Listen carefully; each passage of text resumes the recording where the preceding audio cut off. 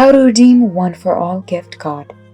For that, you want to head to a web browser and then go to the website one4all.com. Once you are on the home page, you want to scroll down. Here you're going to find all of the retail partners.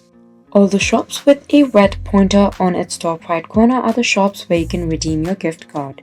Keep in mind that if it doesn't have a pointer, then the gift card is not going to work. So now you may pick any one of the shop. I'll click on white and green. Once you click on it, you'll be redirected to this page. You want to scroll down and select visit whiteandgreenhome.com. You'll be redirected to the shop's official website. Here you want to shop for what you want. I'll go ahead and click on this one. Let me go ahead and add it to my cart. Then continue moving with the checkout procedure.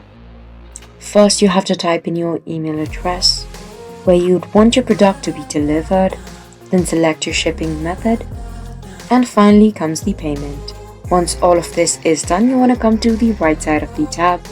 Go ahead and type in your One4all gift card code. If the code is valid, then it should be applied. So that is how you redeem One4all gift card. Hope I was able to help you out. Thank you for watching.